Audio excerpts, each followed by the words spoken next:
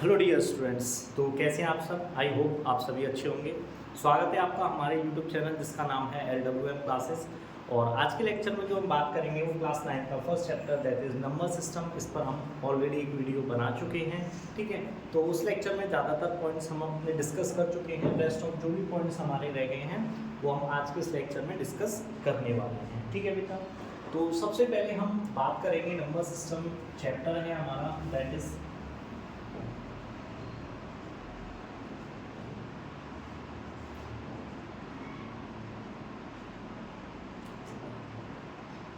Terminating numbers, ठीक है।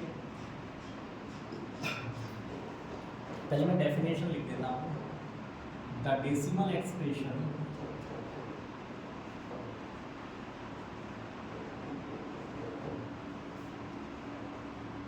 in which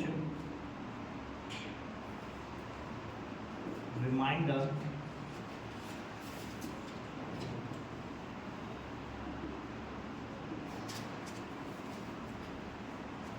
is always 0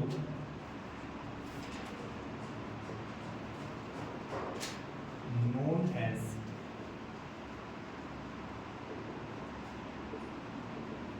terminating numbers, ठीक है। तो पहले डेफिनेशंस को एक बार पढ़ लेते हैं, फिर मैं आपको समझाता हूँ कैसे नंबर्स होते हैं और कैसे फाइंड करते हैं। देखिए, the decimal expression in which remainder is always zero known as the terminating number. यानी कि जब हम किसी एक नंबर को किसी दूसरे नंबर से डिवाइड करते हैं और डिवाइड करने पर जो हमारा रिमाइंडर रहता है वो क्या हो जाए, ज़ीरो हो जाए, तो उसी को ही हम क्या कहेंगे, टर्मिनेटिंग नंबर्स। चलिए एक एग्जांपल ले लेते हैं। हमने लिया 5/8, ठीक। अब देखिए इसको डिवाइड करते हैं, 8 से डिवाइड करते हैं 5 को, ठीक है। तो ये डिवाइड होगा नहीं, पॉइंट लगा लेंगे, 0 इंक्रीज हो जाएगी। 8 6 48, 2 बचेगा, अगेन 0, 8 2 16, 4 बचेगा एंड फिर से 0 लगा लेंगे, 8 5 40, ठीक है। तो 0.625 क्या वैल्यू आई बेटा हमारे पास, 0.625। क्या यहाँ कोई रिमाइंडर बचा? नहीं बचा ना। तो ऐसे नंबर्स को, जैसे देखिए अब 5 था, 5 में मैंने 8 से डिवाइड किया, एक डेसिमल एक्सप्रेशन आ गया मेरे पास। इसमें जो रिमाइंडर है क्या वो 0 है? नहीं है ना, ठीक है, सॉरी 0 है, सॉरी रिमाइंडर क्या है हमारे यहाँ, 0, कुछ भी नहीं बचा। तो यही कहता है terminating number, the decimal expression in which remainder is always 0 known as the terminating numbers. तो ऐसे ही नंबर्स को हम क्या बोलते हैं, टर्मिनेटिंग नंबर्स, यानी कि इनमें रिमाइंडर हमारा 0 बचना चाहिए, ठीक है बेटा। समझ में आ रहा है? कोई डाउट्स है इसमें? ठीक है, चलिए क्लियर है पॉइंट। चलिए अब बात करेंगे हम आगे, नेक्स्ट पॉइंट जो है वो है हमारे non terminating numbers.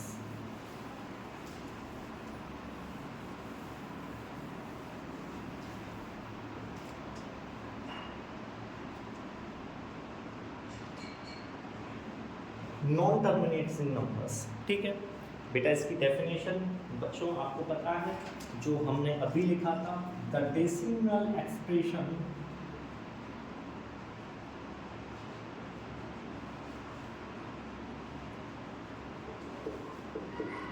in which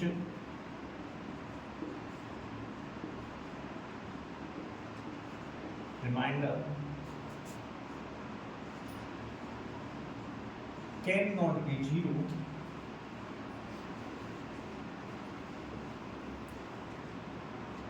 known as non terminating numbers, ठीक है। जहाँ 0 रिमाइंडर होता है वो हो जाते हैं टर्मिनेटिंग नंबर्स, और जहाँ रिमाइंडर 0 ना बचे उनको क्या कहते हैं, नॉन टर्मिनेटिंग नंबर्स। जैसे देखिए बेटा एक एग्जांपल लेते हैं, 10 डिवाइडेड बाई 3, ठीक है। चलिए 3 से डिवाइड करते हैं 10 को, 3 3 9, 1 बचेगा, 0 पॉइंट लगा दिया, 0 इंक्रीज कर देंगे, 3 3 ज़ा 9, 1 अगेन 3 3 ज़ा 9, ठीक है। तो ऐसे करके हम इसका सॉल्यूशन करते हुए जाएंगे, ठीक है। यहाँ कुछ भी करें हम, हमारा रिमाइंडर जीरो हो ही नहीं सकता है, ठीक है बेटा। तो ऐसे केसेस को हम क्या कहते हैं, नॉन टर्मिनेटिंग नंबर्स। बहुत सारे नंबर्स हो सकते हैं ऐसे हमारे, ठीक है बेटा, समझ में आ रहा है आपको। तो ऐसे नंबर्स कौन से कहलाए जाएंगे, हमारे नॉन टर्मिनेटिंग, जिनमें रिमाइंडर कभी भी जीरो नहीं हो। देखिए इसको आप कितना भी डिवाइड कर लीजिए, कितना भी डिवाइड कर लीजिए, यहाँ रिमाइंडर कभी भी आपका जीरो नहीं हो सकता है, ठीक है बेटा। क्लियर है पॉइंट, ठीक है। रेस कर दो इसको, चलिए रेस कर दो।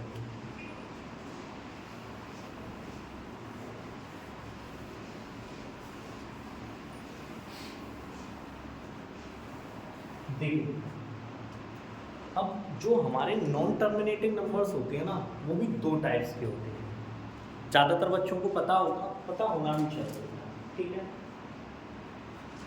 एक होते हैं हमारे रिपीटिंग और दूसरे होते हैं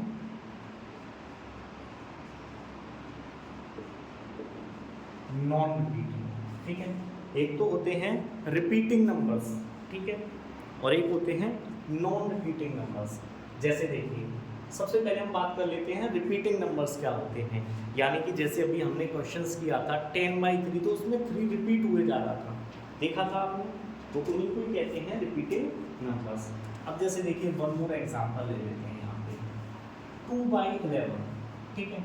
चलिए 11 से डिवाइड करते हैं, 2 को 0 पॉइंट लगा देंगे हम, ठीक है। तो यहाँ एक 0 इंक्लूड हो जाएगी, 11 1 ज़ा 11, कितना बचेगा 9, 0 ले लेंगे, ठीक है। तो 11 8 ज़ा 88, 2 आ गया, 0 अगेन 1, ठीक है। तो 11 1 ज़ा 11, 9 बचेगा, फिर से वही 0, 11 8 ज़ा 88, ठीक है, फिर से वही 2 बचेगा। तो इस तरीके से ये रिपीट होता जाएगा, 1 8 1 8 1 8। ये क्या है, इसमें आपको दिख रहा होगा ये 18 रिपीट हो रहा है। तो ऐसे नंबर्स को क्या कहते हैं हम, रिपीटिंग नंबर्स। ऐसे नंबर्स को क्या कहा जाता है, रिपीटिंग नंबर्स, ठीक है। समझ में आ रहा है बेटा आपको, ठीक है। ये क्या होगा, या देखिए मैं इस नंबर्स को क्या लिख सकता हूँ, इसी नंबर्स को मैं लिख सकता हूँ 0.18 का बार। जिस नंबर पे बार लग जाता है इसका मतलब है कि वो नंबर आगे रिपीट होता जा रहा है, ठीक है बेटा। क्लियर है पॉइंट, चलिए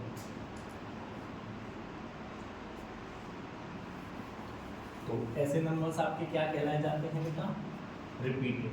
नॉन रिपीटिंग क्या होंगे, जिसमें रिपीट नहीं होता है, जैसे 0.1 2 4 7 6 3 2 1 8 4 2 ऐसे करके आता जाएगा, ठीक है। बट रिमाइंडर जीरो नहीं होगा, ना तो यहाँ रिमाइंडर जीरो है और ना ही इस केस में रिमाइंडर जीरो होगा। यहाँ देखिए डिफरेंट डिजिट है और यहाँ वही सेम डिजिट्स रिपीट होती जा रही है। तो इनको कहते हैं रिपीटिंग नंबर्स और इनको कहते हैं नॉन रिपीटिंग नंबर्स, ठीक है बेटा। देखिए एक और वैल्यू ले लेते हैं 22/7, ठीक है, जिसकी वैल्यू होती है 3.148714285 और आगे जब हम करेंगे यही 142857 रिपीट होता जाएगा, ठीक है बेटा। तो ये कैसे नंबर्स हैं मेरे, ये रिपीटिंग नंबर्स है, देखो ये चीज रिपीट होती आ रही है, ठीक है। तो ऐसे नंबर्स क्या कहलाए जाते हैं मेरे, रिपीटिंग नंबर्स, ठीक है। क्लियर है। अच्छा ये नंबर कैसा होगा, टर्मिनेटिंग होगा नॉन टर्मिनेटिंग होगा। बेटा ये नंबर्स नॉन टर्मिनेटिंग है, क्योंकि मैंने आपको बताया रिपीटिंग हो चाहे नॉन रिपीटिंग हो, दोनों ही टाइप्स किसके होते हैं बेटा, नॉन टर्मिनेटिंग के, याद रखना। ये दोनों ही किसके टाइप हैं, नॉन, यहाँ नॉन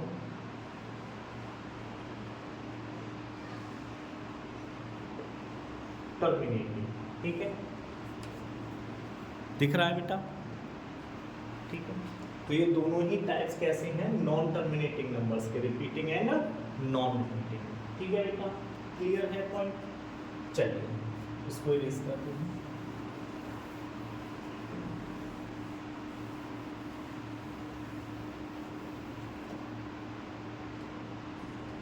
अब बात करते हैं थोड़ा सा रेशनल नंबर।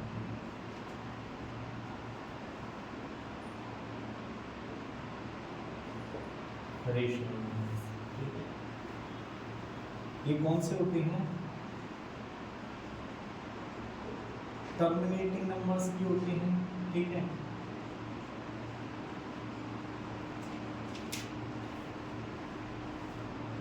नॉन टर्मिनेटिंग भी होते हैं, बट कैसे होते हैं? रिपीटिंग। ठीक है, रेशनल नंबर में से कौन से होते हैं? टर्मिनेटिंग भी होते हैं, होने को नॉन टर्मिनेटिंग भी होंगे, बट कौन से वाले होंगे? नॉन टर्मिनेटिंग में से रिपीटिंग नंबर्स भी होंगे। ठीक है बेटा, नेक्स्ट रेशनल नंबर की बात कर लेते हैं।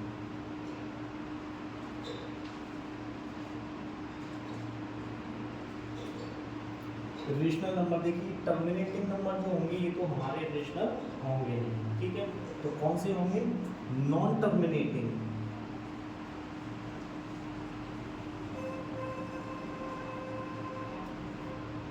और non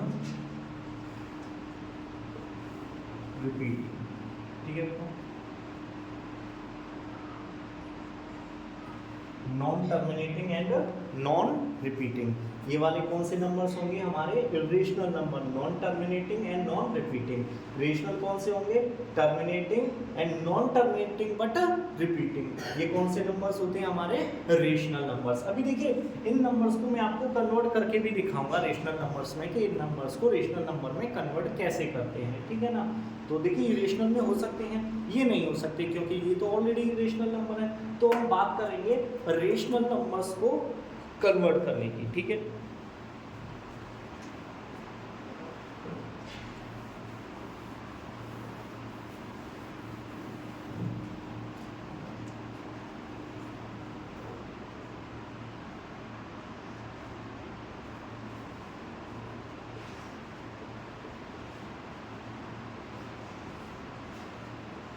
P upon Q and where Q is not equal to। ठीक है, अब देखिए नंबर्स को हम कन्वर्ट करना सीखेंगे, किसमें कन्वर्ट करना सीखेंगे बेटा? हम P अपॉन Q की फॉर्म में कन्वर्ट करना सीखेंगे बेटा। ठीक है ना, ठीक है बेटा। तो अब हम करेंगे इसमें से सबसे पहले हम करेंगे टर्मिनेटिंग नंबर का एक एग्जांपल। सबसे पहले हम कौन से करेंगे? टर्मिनेटिंग, क्योंकि टर्मिनेटिंग नंबर्स को सॉल्व करना P अपॉन Q की फॉर्म में बहुत ही ज़्यादा इजी होता है। ठीक है ना, तो सबसे पहले देखेंगे, लेट एज्यूम हमने एक नंबर ले लिया दैट इज 0.18। ठीक है, सिर्फ कितना है? 0.18 है। ठीक है, तो बेटा इसको तो आप इजीली कन्वर्ट कर सकते हो, छोटी छोटी क्लासेस में आपने पढ़ा होगा हमारे में। ठीक है बेटा, ठीक है, तो बेटा छोटी क्लासेस में आपने ऑलरेडी पढ़ा होगा इनके बारे में। ठीक है, तो देखिए इसको तो मैं इजीली कन्वर्ट कर सकता हूँ। आपने पढ़ा होगा डेसिमल के बाद जितने डिजिट होती है 1 लगा के 0 बताना है, ये आपका आंसर। ठीक है, क्लियर है पॉइंट? या ये तो हो गया मेथड 1। अब देखिए इसी को दूसरे मेथड से, हमने क्या किया?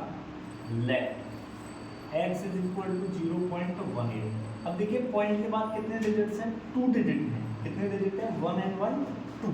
तो हम क्या करेंगे? Both side multiply by 100। तो यहाँ लिखेंगे multiply both the sides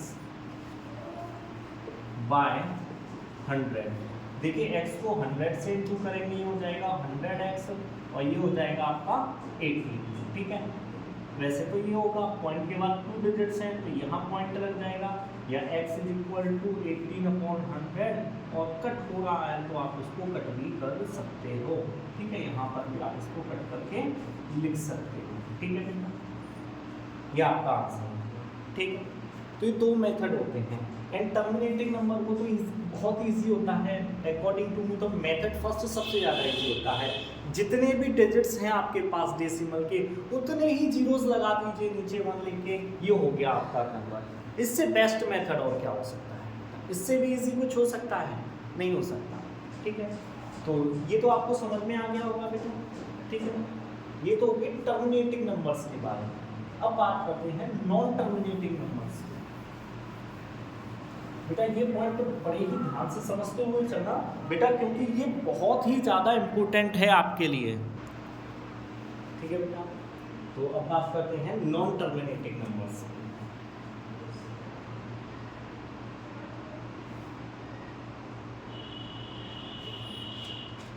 non terminating numbers, ठीक है ना। तो फर्स्ट एग्जांपल ले लेते हैं हम, ठीक है। मैंने ले लिया 0.3 का बार, ठीक है। इनको बड़े ध्यान से समझना बेटा, बस ये छोटा सा टॉपिक है इस चैप्टर में, जो समझने वाला एक रेशनलाइजर वो भी बहुत ईजी है, इसको बड़े अच्छे से समझना, ठीक है। देखिए आपको पता है बेटा, इस नंबर को मैं क्या लिख सकता हूँ, 0.3333। मैंने कहा बार लगा होता है, इसका मतलब वो डिजिट बार बार बार बार रिपीट हो रही है, ठीक है। और मैंने इसको क्या मान लिया, x, ठीक है। लेट कर लिया, let x is equal to this, ठीक है। अब आपको ये देखना है बार सिर्फ एक ही डिजिट पर है, तो आपको क्या करना है, 1 डिजिट है तो 10 से मल्टीप्लाई करना है। तो multiply both the sides by 10। x को 10 से मल्टीप्लाई करेंगे 10x, देखिए इसको 10 से मल्टीप्लाई करूंगा, ये हो जाएगा 3.333, ठीक है, डॉट डॉट। देखिए इसको माना मैंने इक्वेशन फर्स्ट और इसको माना मैंने इक्वेशन सेकंड, ठीक है। अब आपको बस इतना सा करना है, subtract equation first from equation second. देखिए ये तो है 10x, इधर क्या है x, ठीक है, इज इक्वल यहाँ क्या है 3.333, ठीक है, और माइनस 0.333। देखो बेटा ये सब तो हो जाएंगे कट, ठीक है। 10x में से सिर्फ x जाएगा, कितना बचेगा मेरे पास, यहाँ लिख देते हैं। देखिए 10x में से x जाएगा, ये बचेंगे मेरे पास 9x, कितना बचेगा 9x। और यहाँ क्या बचा, देखिए पॉइंट के बाद का तो सारा मैटर खत्म हो गया, क्या बचा सिर्फ मेरे पास 3, और x की वैल्यू क्या आ जाएगी 3/9, और x इज इक्वल टू क्या हो जाएगा 1/3। ये आपका आंसर है।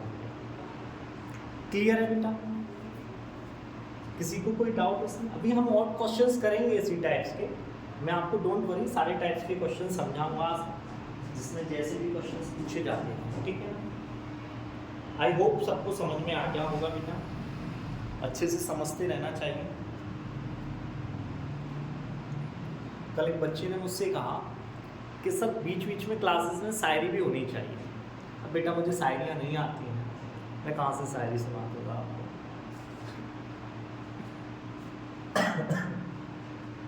बच्चे भी आजकल बड़े उस्ताद होते जा रहे हैं।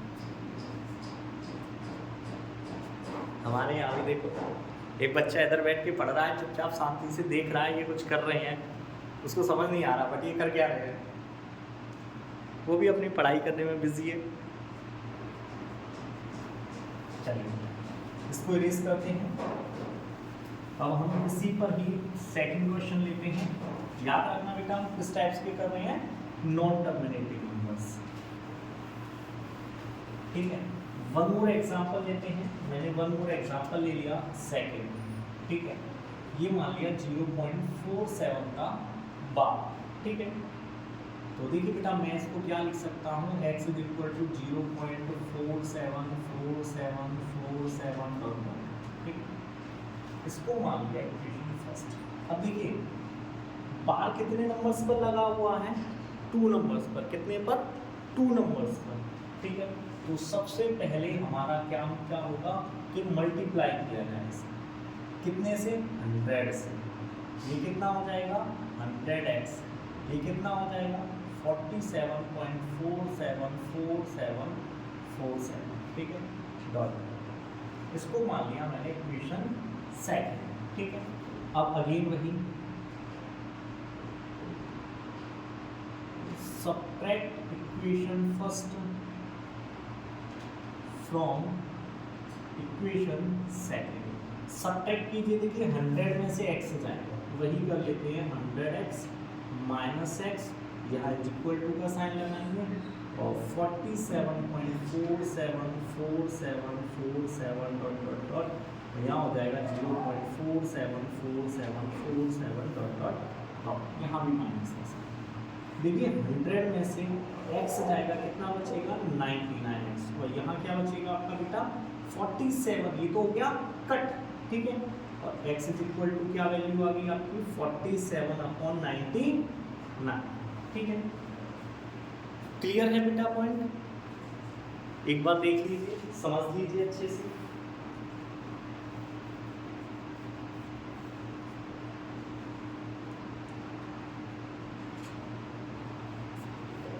समझ में आ रहा है? चलिए अब नेक्स्ट बात करते हैं थर्ड टाइप क्वेश्चन। ठीक है, अब देखिए बेटा, ये तो आपको समझ में आ गया होगा। जैसे मैं आपको क्वेश्चन दे दूँ 0.357 और इस पर बार लगा दूँ, तो आपको पता है किससे मल्टीप्लाई करना है? 1000 से मल्टीप्लाई करना है। ठीक है, अब देखिए बेटा, इसी क्वेश्चन को मैंने जैसे 0.467, डिजिट तो 3 है बट बार 2 पर लगा हुआ है। सर अब क्या करना है?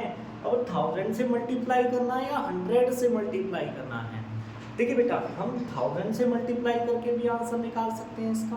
ठीक है, बट 1000 से मल्टीप्लाई करने में कुछ बच्चे मिस्टेक कर देते हो। मैं आपको बहुत ही इजी मेथड बताने वाला हूँ, जिससे आपके लिए ऐसा कोई भी क्वेश्चन होगा कि एक यहाँ देखिए बार सिर्फ 2 डिजिट, अगर यहाँ तीनों पर बार होता तब तो आप इजीली आंसर निकाल सकते थे। बट कभी ऐसा क्वेश्चन आ जाए तो डायरेक्टली 1000 का मल्टीप्लाई करके भी आप आंसर निकाल सकते हो। बट उससे पहले एक मेथड और देख लेते हैं, अगर आपको अच्छा लगे तो आप उससे देखना। ठीक है, सबसे पहले तो हम अभी इसको भूल जाओ, एक बार लगा हुआ है। विदाउट बार देखिए, विदाउट बार कितनी डिजिट है? 1 डिजिट है, इस पर बार नहीं लगा हुआ है, तो वही इसको मैंने क्या कर लिया? x एज्यूम कर लिया।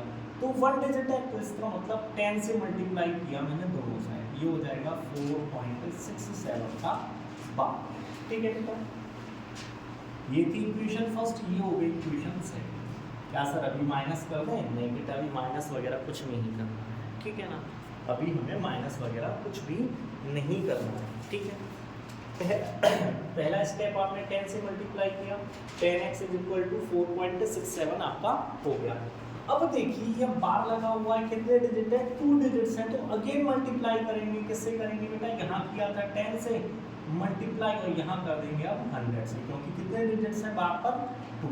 बट इस इक्वेशन में देखिए यहाँ 100 का मल्टीप्लाई करेंगे, हो जाएगा 1000x, ये हो जाएगा 467.67 का बार।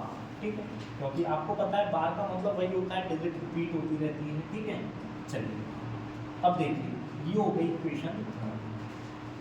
अब यहाँ पर थर्ड में से सेकंड को सब्ट्रैक्ट करना है। Subtract equation second from equation third.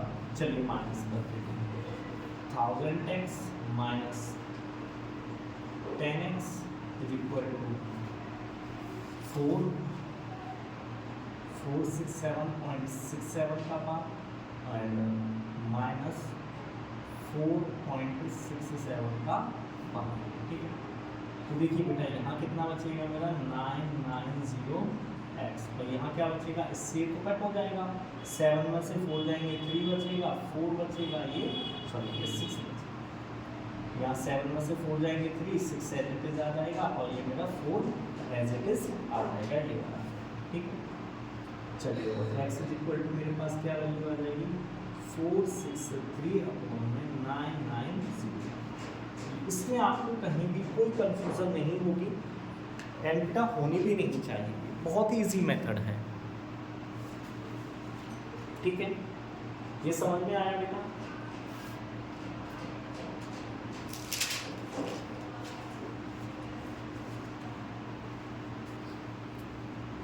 I hope सभी ने नोट कर लिया होगा।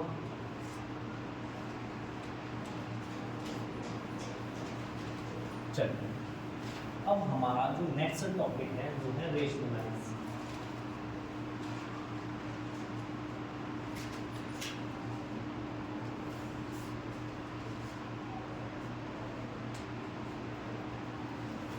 रेशनलाइज, अब बेटा नंबर्स को रेशनलाइज करना सीखेंगे, तो पहले छोटे छोटे नंबर से देन बड़े बड़े नंबर्स। ठीक है, फर्स्ट एग्जांपल ले लिया मैंने 1/√5 और मुझसे कहा गया कि इसको रेशनलाइज कर दीजिए। बस आपको डिनोमिनेटर ध्यान देना, क्या है √5 आपको डिनोमिनेटर गिवन है, तो आपका बस इतना सा काम है √5 से आप ऊपर मल्टीप्लाई कर दीजिए, √5 से नीचे मल्टीप्लाई कर दीजिए। देखिए √5 का 1 से मल्टीप्लाई करूँगा कितना आ जाएगा √5, √5 का √5 से मल्टीप्लाई करूँगा कितना आ जाएगा 5। अब काफ़ी बच्चों को तो ये समझ नहीं आता है कि सर √5 और √5 का इंटू करने पे 5 क्यों आया। अच्छा देखिए बेटा, अच्छा ये नहीं आएगा तो ये तो आएगा √5 × √5 25। ठीक है, बट ये स्क्वायर होता है, किसका स्क्वायर होता है 5 का। ठीक है, तो इसलिए ये बाहर आ जाएगा। ठीक है, क्लियर है? तो एक तो किस टाइप के क्वेश्चन आएंगे। सेकेंड देखिए बेटा, जैसे आपको कोई क्वेश्चन मिल गया 3 + 7√3, सपोज दैट ये क्वेश्चन आपको मिल गया, आपको कुछ नहीं करना है, मल्टीप्लाई करना है। अब इसका नहीं करना है, करना है इसी का, बट साइन चेंज कर देंगे, यहाँ प्लस है ये हो जाएगा माइनस। 7 का 3 से करेंगे ये हो जाएगा 21। ठीक है, 3 का -√3 से करेंगे ये हो जाएगा 3√3। देखिए a + b और a - b हो जाएगा 7 का होल स्क्वायर -√3 का होल स्क्वायर, ऊपर तो एज इट इज रहेगा, ये हो जाएगा आपका 49 - 3। आप सबको पता होना चाहिए 3 क्यों आया, √3 का स्क्वायर करूँगा कितना आएगा √9, और 9 किसका स्क्वायर होता है 3। ठीक है, ये हो जाएगा 20 - 3√3/46, ये इसका आंसर होगा। ठीक है, तो बेटा एक तो इस टाइप का क्वेश्चन, दूसरा इस टाइप का क्वेश्चन। अब इसमें थोड़ा सा ध्यान रखने वाली बात ये है बेटा, अगर यहाँ पर कभी माइनस का साइन है, अगर ये साइन माइनस का होता तो जो मैं मल्टीप्लाई करता वो कैसा होता प्लस में होता। कैसा होता बेटा प्लस में होता। क्लियर है पॉइंट? ठीक है, चलिए अब इसी में ही वन मोर टाइप का क्वेश्चन करके देखते हैं। ठीक है,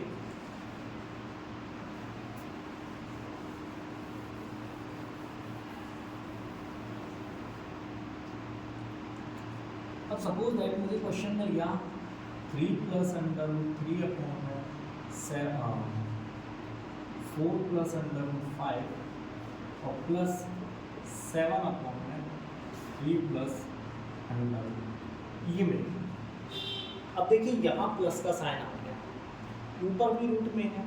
रेशनलाइज करने में हमेशा ध्यान रखो किसका मल्टीप्लाई होता है, सिर्फ डिनोमिनेटर में जो भी वैल्यूज गिवन होगी उसका मल्टीप्लाई न्यूमरेटर और डिनोमिनेटर से हो जाएगा।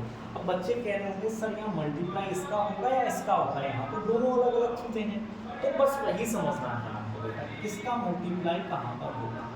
तो देखिए जिसका डिनोमिनेटर जो है उसको उसी के डिनोमिनेटर से मल्टीप्लाई कर दो, ये हो जाएगा 4 - √5, यहाँ भी 4 - √5, देन प्लस का साइन लगाएंगे 7/3 + √2, यहाँ हो जाएगा 3 - √2/3 - √2। क्लियर है यहाँ तक पॉइंट? ठीक है बेटा, समझ आ रहा है?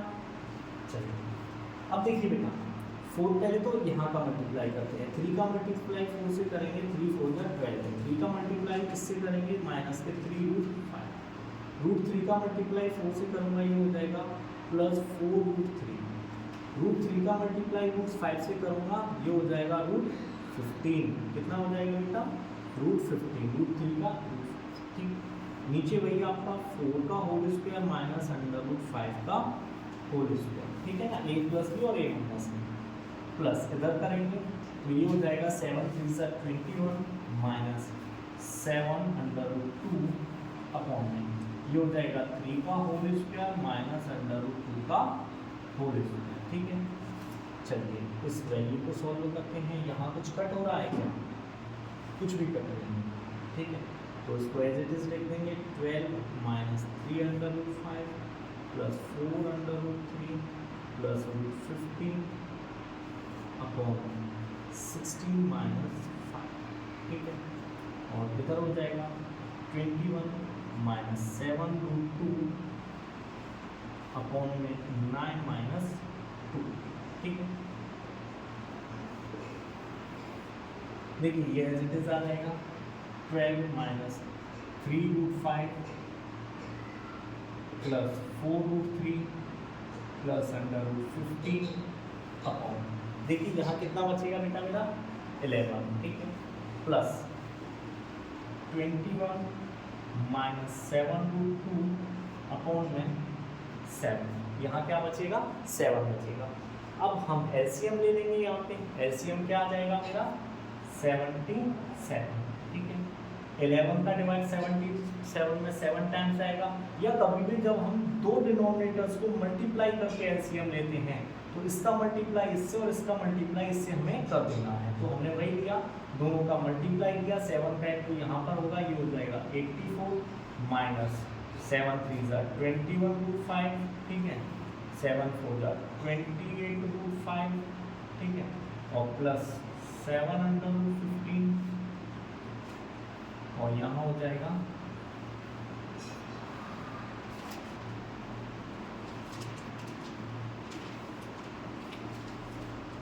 231 11 इंटू 21 प्लस आएगा 231 माइनस 77 अंडर रूट 3।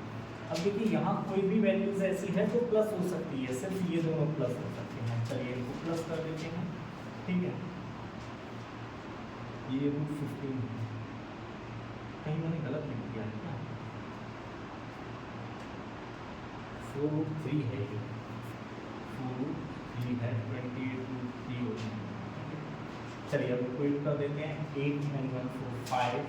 ठीक है, 3 and 8 11, 2 and 1 3 minus 21 under root 5 plus 28 under root 3 plus 7 under root 15 minus 77 under root 2 form में 77।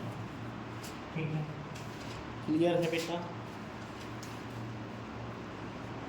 तो ये आपका इस क्वेश्चन का सॉल्यूशन हो गया।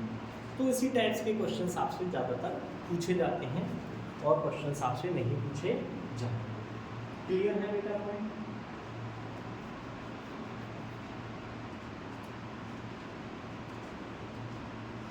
चलिए इसको इरेज करते हैं।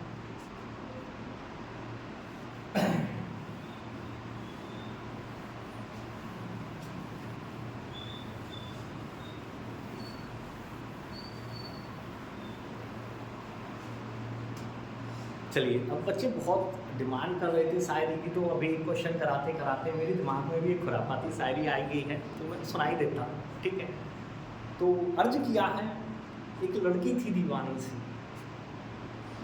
एक लड़की थी दीवानी सी, मोबाइल लेके घुमा करती थी। शायद कुछ कहना था उसको, जाने किससे डरती थी, लेकिन जब भी मुझे मिला करती थी तो मुझसे पूछा करती थी, यार ये मोबाइल चालू कैसे होता है? और मैं एक ही जवाब देता था, ये पहले इसको रिचार्ज तो करा ले, बैटरी चेंज करा ले, इसकी ख़राब हो गई है। सुनती नहीं थी। ठीक, जस्ट जो। ठीक है, चलिए बेटा अब नेक्स्ट बात करते हैं। हमारा जो लास्ट पॉइंट है इसी चैप्टर का, that is law of exponent of real numbers. ठीक है, laws of exponent of real numbers। ठीक है, जैसे देखिए मैंने लिखा a की पावर m इंटू a की पावर n, फर्स्ट लॉ, तो ये क्या हो जाता है a की पावर m प्लस n।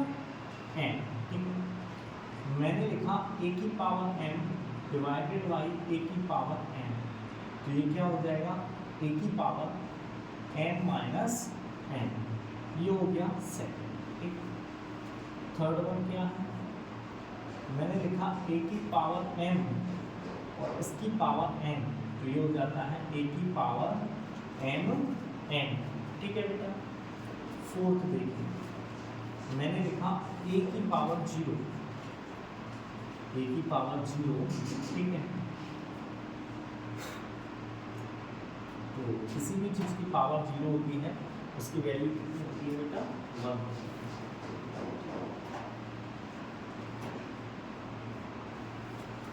अब देखिए नेक्स्ट, मैंने लिखा a की पावर m इंटू b की पावर m, तो इसको क्या लिखेंगे a b की पावर m। ठीक है, मैंने लिखा 1 अपॉन a की पावर m, मैं इसको क्या लिखूंगा ऊपर लाकर a की पावर माइनस m। ठीक है बेटा, क्लियर है? और कोई आइडेंटिटी?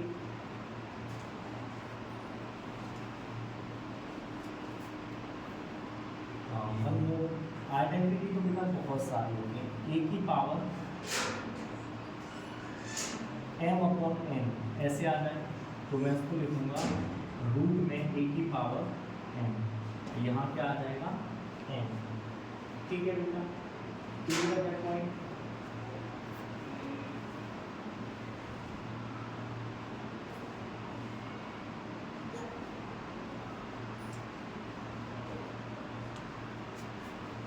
तो ये सारी आपकी आइडेंटिटीज हो गई हैं। वैसे इस बार ये सिलेबस में से आपके कट हो गया है, ठीक है ना बेटा, और फिर भी ज़रूरत पड़ती है इन फ्यूचर, आपको डेफिनेटली इनकी नीड पड़ेगी। ठीक है ना, तो ये क्वेश्चंस आप ऑलरेडी कर चुके होंगे बेटा आपके क्लास लेटर ऑन क्लासेस 6, 7, 8 में ये सभी टॉपिक्स आते हैं। ठीक है ना बेटा, चलिए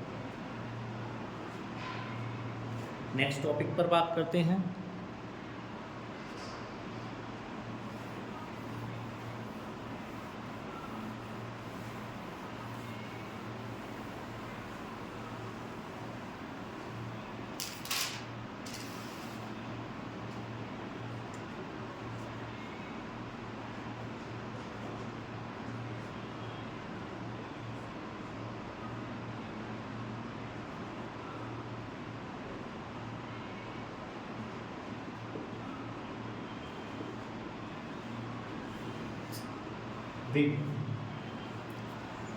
नेक्स्ट जो टॉपिक रहेगा हमारा वो है representing real numbers on number line. Number line पर रियल नंबर्स को रिप्रेजेंट करना। देखिए आपकी बुक में सिर्फ एक ही क्वेश्चन है ऐसा, दैट इज 9.3। ठीक है ना, मैंने आपको ऑलरेडी बता दिया है रेशनल को कैसे करते हैं, रेशनल को कैसे रिप्रेजेंट किया जाता है। नेक्स्ट आपका जो टॉपिक है वो है representing real numbers on number line. जैसे आपकी बुक में एक्सरसाइज एक क्वेश्चन है 9.3, आई थिंक सो, जहाँ तक मुझे याद है वही। ठीक है, तो स्टेप बाय स्टेप लिखते चलेंगे। इसमें क्या करना होता है, सबसे पहले step number 1, take a real number. कोई भी रियल नंबर ले लिया जिसको मैंने क्या मान लिया x। ठीक है, next step 2, draw a line and mark a point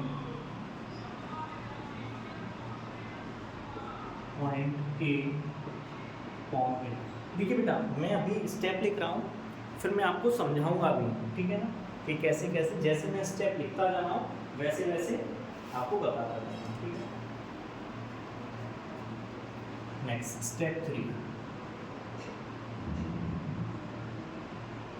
mark a point on the line. ठीक है, mark a point B on the given line such that AB is equal to x। ठीक है बेटा, next step 4,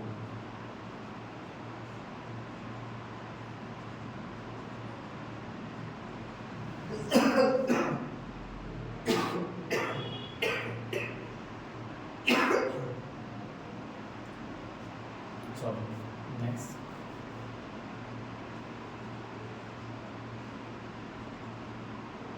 From point B, from point B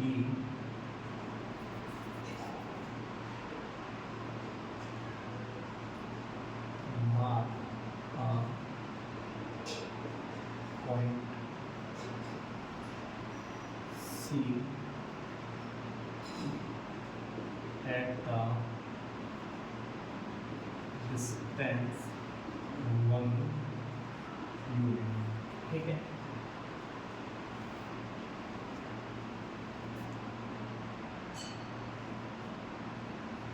Step 2, find the midpoint of AC and mark at O। थोड़ा सा हमारी NEET में दिक्कत हो गई है, उसको सही कर देते हैं बेटा, ठीक है। पॉइंट्स को नोट करते चलिए बेटा, तब तक साथ ही साथ आप लोग।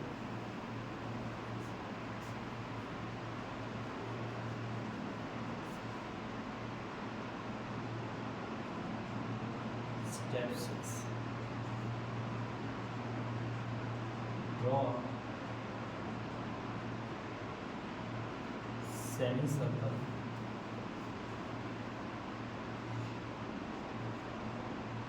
from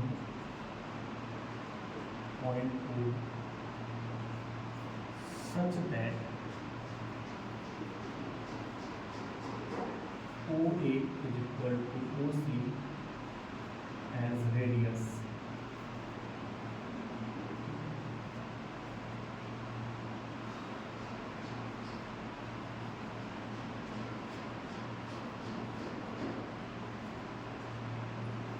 Normal से point of view, take a real number x, draw a line and mark a point of it, mark a point of B given line so that from point B mark a point C at a distance, find the point of AC and mark it O, ठीक है।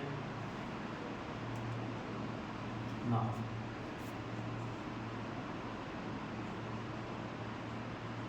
draw a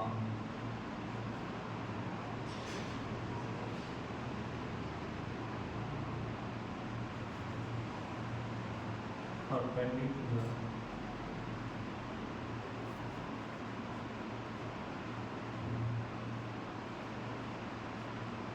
on line AC,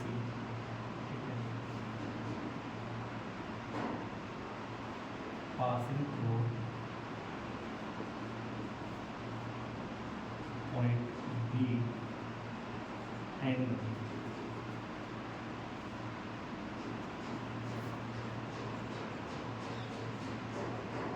intersect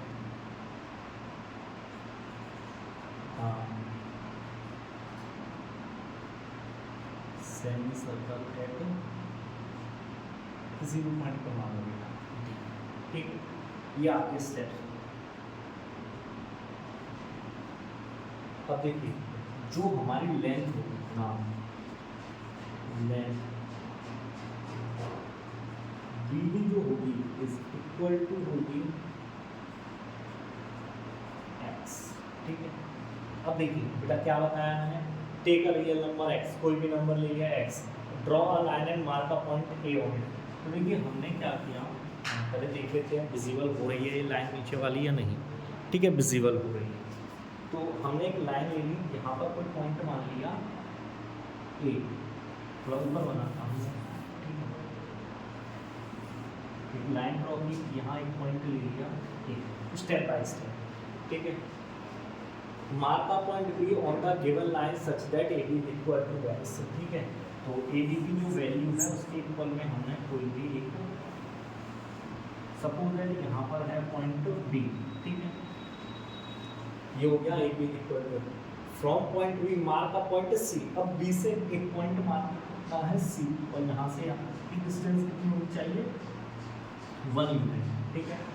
अब हमने क्या किया, AC क्या किया, find the mid point of AC का mid point आपको पता है, हाफ से ज़्यादा डिस्टेंस लेके ऐसे करके हमने फाइंड कर लिया कि इसका मिड पॉइंट हो गया, ठीक है ना बेटा, ये मिड पॉइंट हो गया। अब उसने कहा है फाइंड द मिड पॉइंट है मार्केट O, और हमने इसको क्या रख दिया O। अब कहा है draw semi circle from point O such that OA and OC has radius, यानी OA और OC कैसे होने चाहिए, बराबर। तो हमने एक सर्कल ऐसे ड्रॉ कर लिया, ठीक है। चलिए ड्रॉ परपेंडिकुलर लाइन AC पर हमें क्या करना है, परपेंडिकुलर ड्रॉ करना है जो पास होता हो किससे, पॉइंट B से, ये पास, ठीक है। और इंटरसेक्ट करता है इसको D पर, ठीक है। इसको ऐसे मीट कर देंगे। अब यहाँ से यहाँ तक की डिस्टेंस को ले लीजिए, और डिस्टेंस को लेके जो हम आगे ऐसे आर्क लगाएंगे वो क्या होगी, हमारा x को रिप्रेजेंट करेगा, ठीक है। ये पॉइंट्स नोट कर लेना बेटा, ये जब मैं क्वेश्चन कराऊंगा आपके तो तब अच्छे से समझ में आ जाएगा, बट उस टाइम पे पॉइंट्स आपको रिमेंबर होने चाहिए, ठीक है बेटा। तो आज के लेक्चर्स में बस इतना ही करेंगे, नेक्स्ट लेक्चर में हम अपने एक्सरसाइज का सॉल्यूशन स्टार्ट कर देंगे, एंड आई होप सो कि हम एक ही लेक्चर में पूरा चैप्टर फिनिश कर सकें, क्योंकि ज़्यादा लेंथी हो जाता है तो बच्चे भी बोर होते हैं, ठीक है ना। आजकल के बच्चे कहाँ 2 घंटे 3 घंटे कंटिन्यू पढ़ सकते, नहीं ऐसा नहीं है, पढ़ने वाले बच्चे पढ़ते ही नहीं, ठीक है बेटा। तो ध्यान रखना कि इस सबको आप नोट कर लीजिए, ठीक है। और अब हम आगे के लेक्चर में बात करेंगे, ठीक है। अगर आपको वीडियो ये पसंद आई तो बेटा चैनल को सब्सक्राइब करना बिल्कुल ना भूलें, और जितना ज़्यादा से ज़्यादा हो अपने दोस्तों को, रिलेटिव्स को शेयर करें, हमारे वीडियो को लाइक करें या फैला दो वीडियो को, ठीक है। Okay, have a nice day बेटा।